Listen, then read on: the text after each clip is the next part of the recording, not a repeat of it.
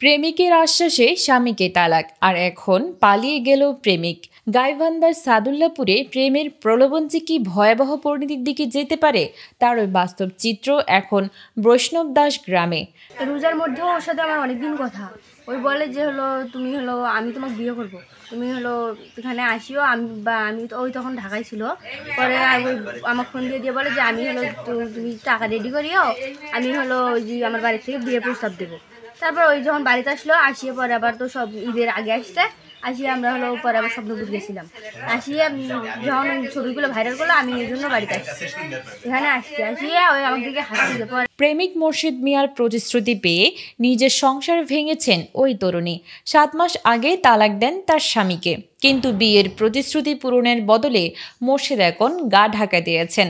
আর এই অবস্থাতে গত 4 দিন ধরে অনশনে বসে আছেন সেই তরুণী। দেখতেছি মেয়েটা এখানে ছেলের বাড়িতে আসছে। সংসারটা সবাই চায়, সবাই চায় বিয়েটা হোক।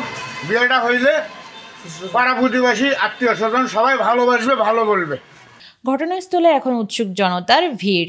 স্থানীয়রা বলছেন মেয়েটির দীর্ঘদিনের প্রেম ছিল মোর্শেদের সঙ্গে।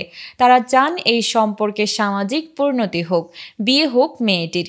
ভুক্তভোগী তরুণীর বলেন, আমি ওর কথা শুনে আমার স্বামীকে তালাক দিয়েছি, এখন সে পালিয়ে গেছে। বিয়ে না হলে আমি আত্মহত্যা করব। ঘটনায় আরেকটি চাঞ্চল্যকর দিক হলো ইউপি চেয়ারম্যান রফিকুল ইসলামের বিরুদ্ধে ঘুষ নেওয়ার অভিযোগ। মেয়েটির পরিবারের দাবি, বিয়ে দেওয়ার কথা বলে তিনি নিয়েছেন 20,000 টাকা। আত্মীয় স্বজন প্রতিটা লোকে তো ভালো করে দিয়েছে যে বিয়েটা হোক। চেয়ারম্যান চায় না, কৃষক চায় না, টাকা হলে চায়, টাকা না হলে চায় না। এটা কেমন কথা? টাকা চেয়ারম্যান চাচ্ছি। তবুও হয়নি বিয়ে, হয়নি কোনো সমাধান। এই ঘটনায় এলাকায় তৈরি হয়েছে তীব্র ক্ষোভ ও উত্তেজনা।